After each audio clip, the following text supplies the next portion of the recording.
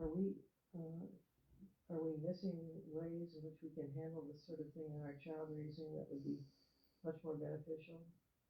By the very concept of focusing in on the anger which the child may be just picking up from the thought forms around it. It may not totally be the child's anger, as is often the case. By the adults focusing in on this particular concept, on this particular anger, they give credence to it and make it stronger. The way to avoid it is to look to yourself if you are around the children and look to see where the anger is coming from and what in that particular environment the child is picking up that will cause the child to be angry. Not all children pick up or ever experience a feeling of anger. And this is not because the child has a certain personality trait. It has to do with what the child is aware of and what is going on around it. So it is mainly the fact that the adults must, in their training, look to see when a child is angry exactly what has gone forth that the child, who is very sensitive and highly intuitive, has picked up and why he has chosen to absorb this particular feeling that you call anger.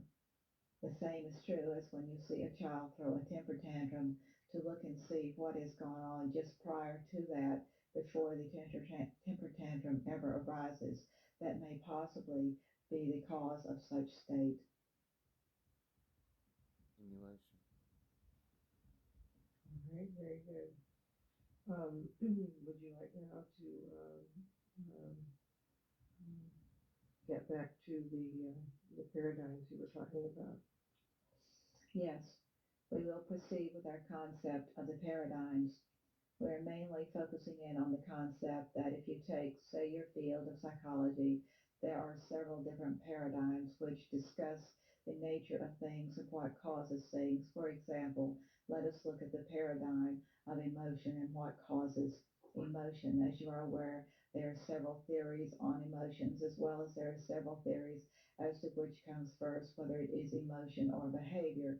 We say that neither comes first in the individual, that the emotions are, as Mr. Monroe would say, are all out here just waiting to be tapped up.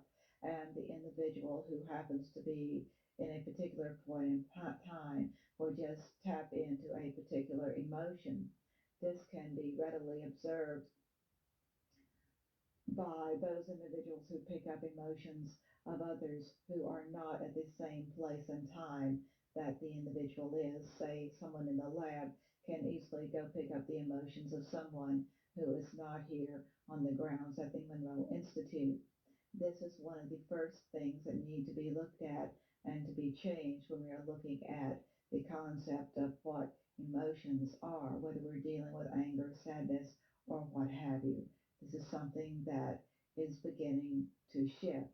There are other feelings, other viewpoints, and concepts within your field that should be looked at carefully. For example, the concept of attraction and all the numerous studies that have gone on around the concepts of attraction and why people are attracted to one another. It has nothing to do with many of the concepts of liking or not liking as those on your planet see them, but it has to do with prior knowledge of particular energies and prior things that have gone on with particular energies.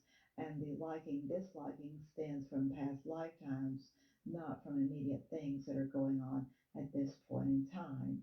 If we move to another area, say as anthropology, we need to get the anthropologists to back up and to start looking at what it is that they are trying to rescue, what their thought forms are when they are trying to bring forth old vessels and artifacts. And they need to start to look to see what is there that will help build with the psychologists into a new form, a new answer of a new science. And then if we move to look at those who are in physics, they are working perhaps the most diligently to bring to you a new science, and many of their concepts are extremely accurate. The problem is that those in physics are very isolated, and what they are discussing their quantum mechanics or any other theories that they are bringing forth. It is not the psychologists who are looking to see how those theories fit in with their theories of emotions and these two things can be linked and can be linked quite easily if the two Quantum disciplines tunneling would happens. merge. Mm-hmm. Do you have questions?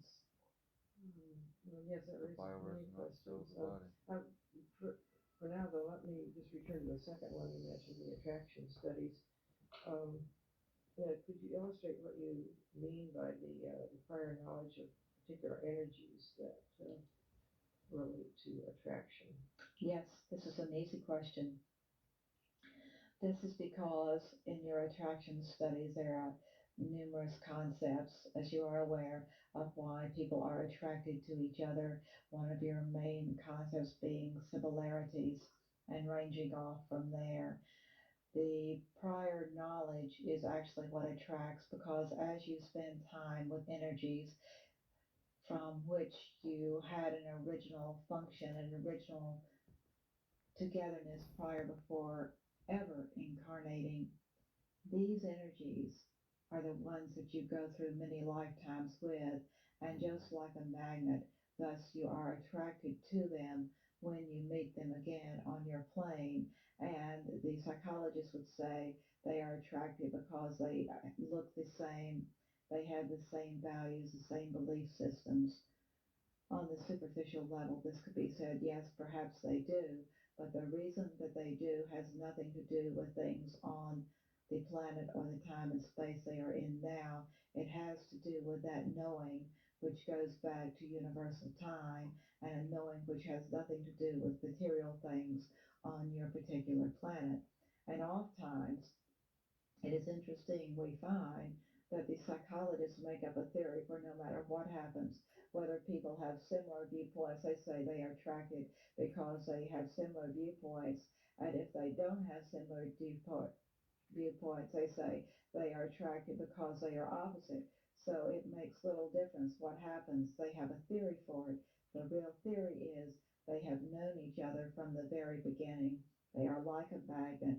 The gravity between the two energies brings them together again and again.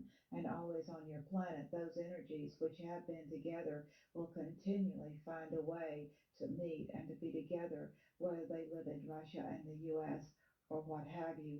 They will, in each lifetime, find a way to get together and to bring the concepts to the other that they need to bring together.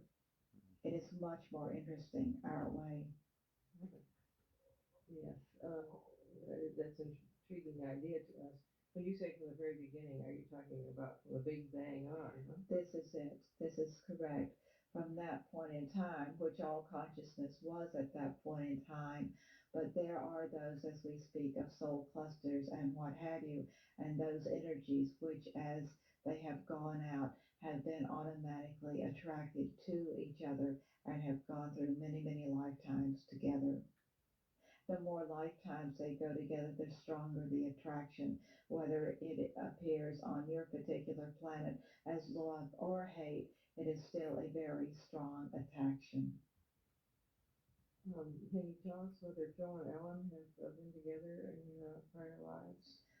Certainly they have. Certainly the one that is the strongest is a lifetime in Greece as well as one in Scandinavia. These are the two that we see the most readily. In the one in Greece, Ellen was a woman. We are looking to define the word. She was of a higher status than Phil. Phil was in that point in time, though, a teacher, which gave him a fairly high status, but of a different state. Ellen was one who was with many wealthy individuals and from a different, we say class for want of a better word, of individuals. But Phil, we are searching for his name. It began with an R, A-R-R.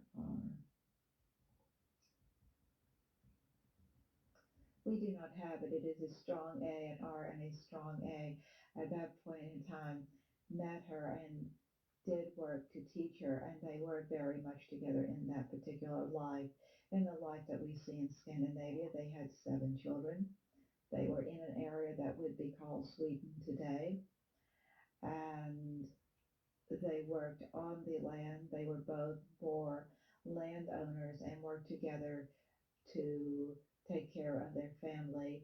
And in that life, we see Ellen as being very much into metaphysical things and into other realities more so than Bill.